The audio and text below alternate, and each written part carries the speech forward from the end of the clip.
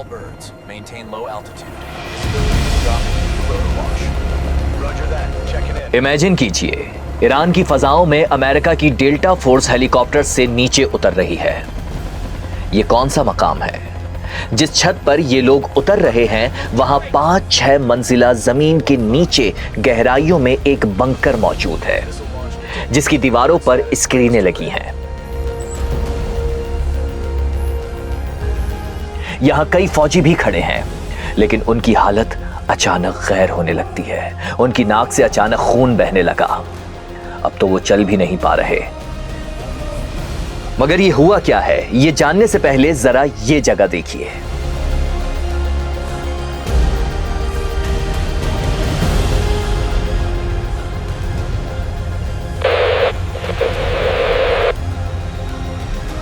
इस जेरे जमीन बंकर तक दुनिया का ताकतवर तरीन मिसाइल और बम भी नहीं पहुंच सकता। कहा जाता है कि यह ईरान की महफूज तरीन जगह है। इसके बारे में कोई नहीं जानता, कोई यहां तक पहुंच ही नहीं सकता। इस्राइल भी कई कोशिशों के बावजूद इस जगह का पता लगाने में नाकाम रहा था। तो कौन सा है ये मकाम? कौन है यहां?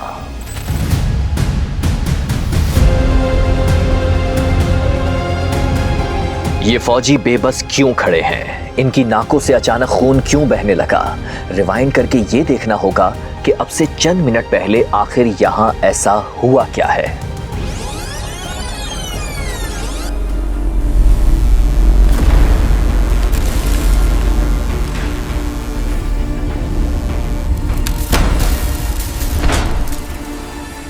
ना धमाके की आवाज आई, ना ही कोई बम गोले गिरे।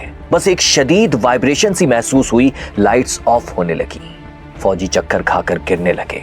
किसी के नाक से और किसी के मुंह से खून बहने लगा। किसी का तो दम ही घुटने लगा। ये किस चीज का हमला था? ये जानने से पहले ये खतरनाक मंजर देखिए कि डेल्टा फोर्स इस मौके का फायदा उठाते हुए बंकर में दाखिल हुई और फिर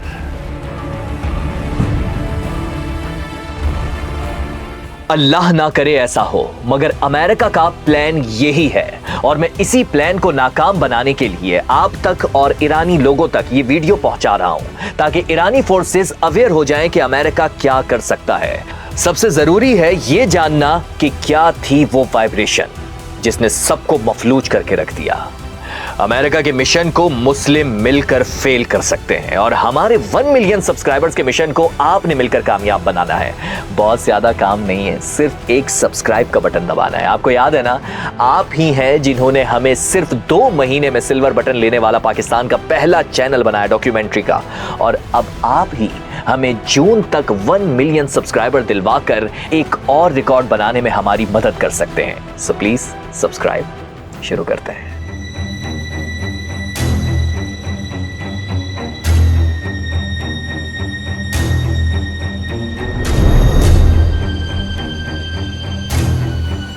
ये कहानी है ऐसे खतरनाक तरीन हथियार की जिससे इब्तिदा हुई दुनिया में इनविजिबल वॉर की। जी हाँ, ऐसा वेपन जिससे पूरी की पूरी फोर्सेस को जैम करके टारगेटेड ऑपरेशन किया जा सकता है। ऐसा धमाका जो सुनाई नहीं देता, ऐसा वार जो दिखाई नहीं देता, ऐसा हमला जो फुटप्रिंट नहीं छोड़ता। ये वेपन कौन किसके खिलाफ यूज कर चुका है या मुस्तकबिल में कर सकता है, और दुनिया में आगे इस वेपन से क्या खतरा है, ये जानने के लिए हमें जाना होगा चीन।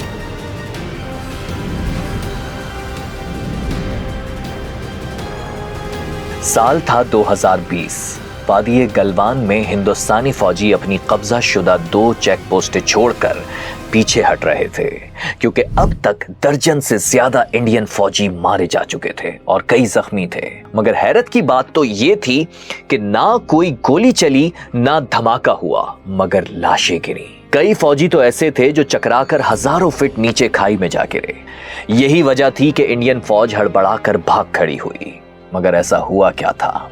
माइक्रोवेव वेपन, यानी समझ ना आने वाला शदीद नफ्सियाती और जिस्मानी शॉक। जी हाँ, ये है इंसानी तारीख का खतरनाक तरीन पुरअसरार हथियार।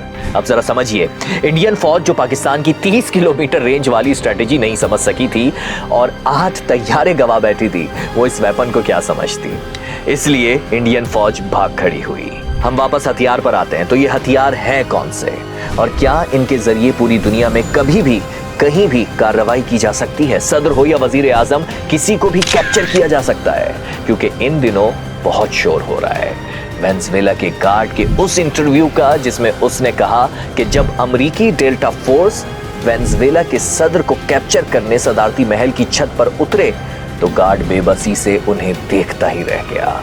वो हिल भी नहीं पा रहा था, क्योंकि अमेरिकी डेल्टा फोर्स के आने से पहले वही सुन कर देने वाली वाइब्रेशन महसूस हुई थी, जिसके बाद गार्ड्स की नाक और मुंह से खून आने लगा और वो जमीन पर गिर गए।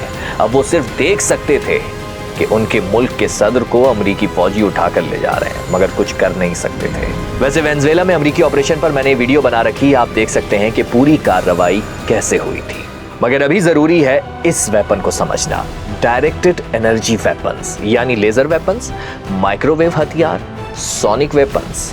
इन हथियारों के 4 टारगेट्स होते हैं: जहन, आसाब, कम्युनिकेशन और फैसला साजी को रोक देना। आज ये कैसे काम कर रहा है ये जानने से पहले चलते हैं 15 साल पहले कि ये पाकिस्तान में उस वक्त कब, कैसे और किस तरह इस्तेमाल किया गया था और किस शक्ल में इस्तेमाल किया गया था। 2 मई 2011 ये है एबटाबाद की बिलाल कॉलोनी और ये ओसामा बिन लादेन का घर। अमेरिकी कमांडोज ने दरवाजे खोलने से पहले स्टेन बम फेंका, जिससे तेज रोशनी उठी और हल्की सी आवाज पैदा हुई। इस झटके ने चंद सेकंड के लिए ह्यूमन एक्शन को मुंजमद कर दिया, यानी रोक दिया। अब समझिएगा, यह हथियार मारने के लिए नहीं बल्कि कंट्रोल करने के लिए था। मगर यह स्टेन बम सिर्फ एक कमरे में असर करता है, इसकी हद दीवारों तक है और इसका असर सेकंड्स में खत्म हो जाता है। लेकिन जरा सोचिए, अगर ऐसा ही कंट्रोल किसी धमाके के बगैर, किसी दीवारों के बगैर खुली जगह पर असर दिखाए, और वो भी मीलों दूर से और देर तक, ऐसा मुमकिन हो गया है। जी हाँ, एबटाबाद में ये कंट्रोल सिर्फ चंद सेकंड्स का था, लेकिन इनविजिबल वॉरफेयर में ये कंट्रोल मिनट्स और घंटों का हो सकता है, वो भी बगैर किसी धमाके के। और इस पुरअसरार वेपन को कहा जाता है डायरेक्टेड एनर्जी वेपन्स। ऐसा हथियार जिससे गोली नहीं बल्कि तवानाई निकलती है। ये वो हथियार है जो रोशनी की रफ्तार से हमला करते हैं। इनमें है लेजर वेपन। ये सेकंड के हजारों हिस्से में ड्रोन्स या मिसाइलों के सेंसर्स को जलाकर उन्हें अंधा कर देते हैं। खलीज में मौजूद अमेरिकी बहरी बेड़ों पर ये नस्ब और मुकम्मल ऑपरेशनल है। दूसरा है माइक्रोवेव वेपन। ये दिमाग और आसाबी निजाम पर असरअंदाज होता है, इंसान के खड़े रहने का तवाजुन बिगाड़ देता है, सोचने समझने की सलाहियत और रिएक्शन को मफलूज कर देता है। एक चीनी प्रोफेसर ने अपने आर्टिकल में ये इंकशाफ किया था कि चीन ने गलवान में इंडियन फौजियों के लिए माइक्रोवेव इस्तेमाल किया था। हालांकि हिंदुस्तानी मीडिया और फौज ने उसकी तरदीद की, मगर हम जानते हैं कि जंग में इंडियन मीडिया और आर्मी कुछ भी उलट पुलट कह सकते हैं। गिरते जहाज़ों को वो नहीं मानते, मलबे को झुटला देते हैं। हालांकि हाल में एक अमेरिकी सेनेटर हैगर्टी ने अपनी तकरीर में ये कह दिया कि चीन ने इंडिया के खिलाफ माइक्रोवेव वेपन इस्तेमाल किया था। China used an electromagnetic weapon. They didn't use bullets, but they used an electromagnetic weapon to literally melt Indian soldiers.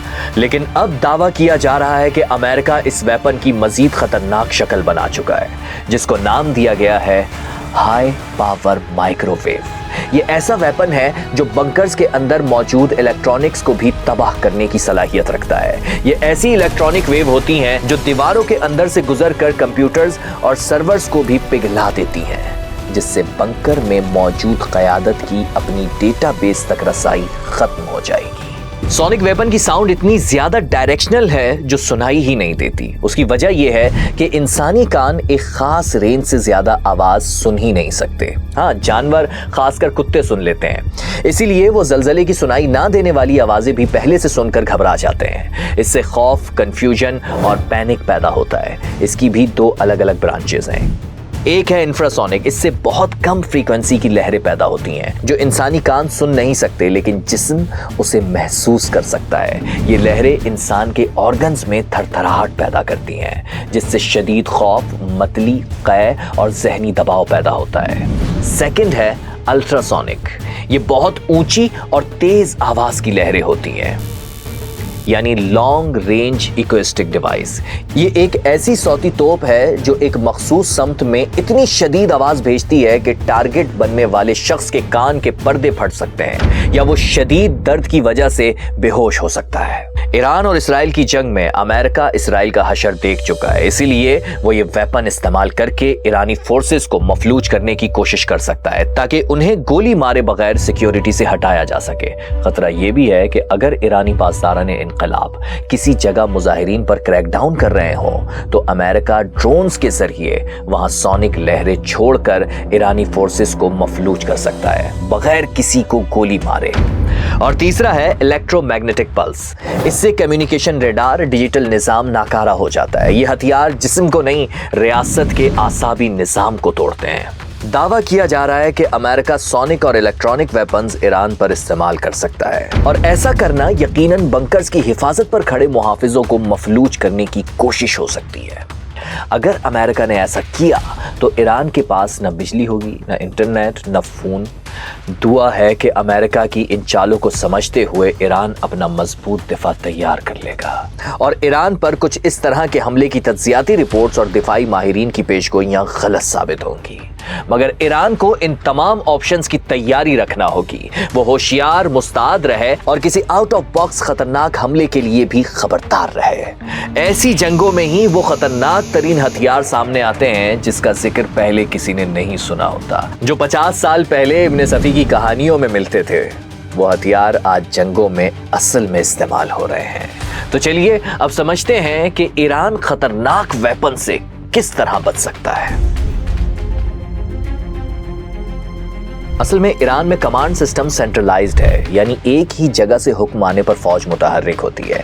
अगर कमांड को डिसेंट्रलाइज्ड करके फैसलों का इख्तियार निचली सतह तक हो तो जंग की सूरत में कम्युनिकेशन सिस्टम खत्म होने या कमांड ना मिलने पर भी बचाव कैसे करना है ये फौज को पता होगा। दूसरा नुस्खा बहुत ही सादा मगर माहिरीन के मुताबिक मुफीद है।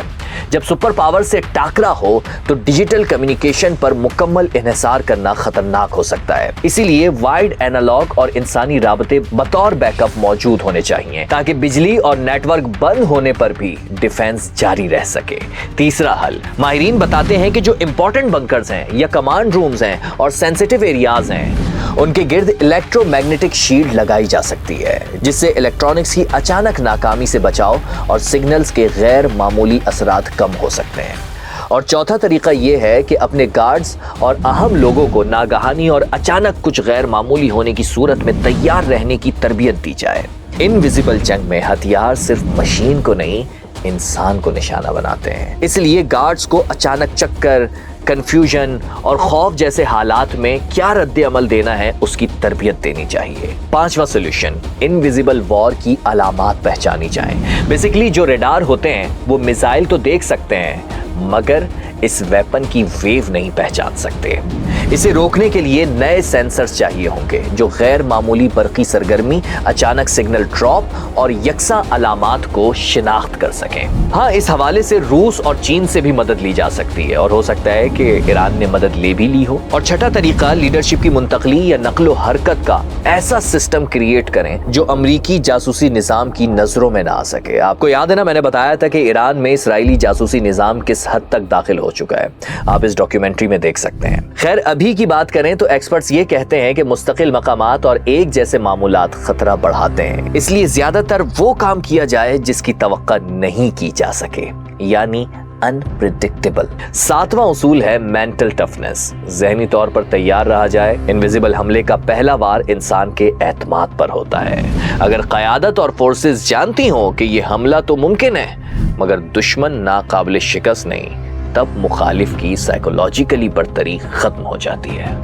आठवां तरीका, साइंसी तरीकों से इनविजिबल वॉर का दिफा करना, यानी सोनिक वेव्स को जज्ब करने वाला खास मवाद, साउंड ऑब्जर्विंग मटेरियल और रबड़ की तह लगाना पड़ती हैं। ये तह सोनिक हमलों की वेव को अंदर दाखिल होने से पहले ही कमजोर कर देती हैं। जैसे कि जदीद हेडफोन्स या एयरबड्स में जो शोर खत्म करने के लिए नॉइस कैंसिलेशन लगा होता है, बिल्कुल उसी तरह जो ईरान के सेंसिटिव एरियाज हैं वहां बड़े पैमाने पर ऐसे सिस्टम्स लगाए जाएं जो मुखालिफ सम से आने वाली वेव्स को पहचान कर उनके मुकाबले में एंटी वेव्स पैदा करें, यानी बड़े पैमाने पर नॉइस कैंसिलेशन हो, जिससे सोनिक हमले का असर खत्म हो सकता है। एक और बेहतरीन हल ये है, जी हाँ, ये इलेक्ट्रॉनिक शील्ड है।